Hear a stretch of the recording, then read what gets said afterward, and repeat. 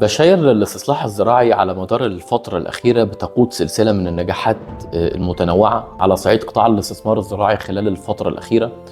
مشاريع مميزة جدا بفضل الله في الفرافرة وفي وادي النطرون وفي سيوة ومناطق أخرى متعددة. كان الهدف الرئيسي في المسيرة بتاعتنا إن احنا نطور منظومة جديدة وفكر مختلف في الإدارة الزراعية، لأن الإدارة الزراعية هي أكبر مشكلة بتواجه الاستثمار في مصر في قطاع الزراعة. بتلاقي شركات كبيرة أو ملاك أراضي عندهم مساحات كبيرة وعندهم تعثر في الكاش فلو بتاعهم، تعثر في الإدارة الزراعية، في الرعاية والإشراف، في إن هم يوفروا فكر مختلف يجيبوا بيه سيولة يطوروا الأرض بتاعتهم وينموها ويحققوا منها عوائد كبيرة. فطلعنا بفكر مختلف خلال السنتين اللي فاتوا. الفكر ده كان سبب رئيسي في بفضل الله زراعة مساحة لا تقل عن 3500 فدان، لأن المشكلة في الاستثمار الزراعي هو توافر السيولة بتاعته مع الإدارة.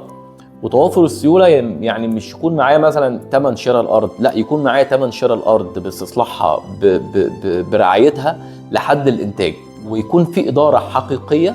فالفكر اللي احنا انتهجناه خلال السنتين اللي فاتوا طبعا حول فكر عدد كبير من المستثمرين للزراعة، لأن ده استثمار حقيقي مش مجرد لايف ستايل أذا مزارع أو أذا فلاح.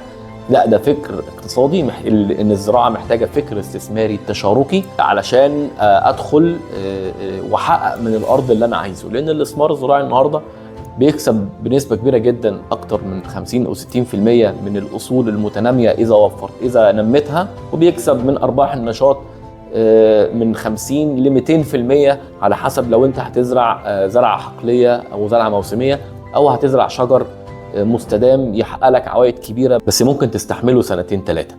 فبشاير في الفترة اللي جاية هنتوسع في الاستثمار الزراعي في مختلف المناطق.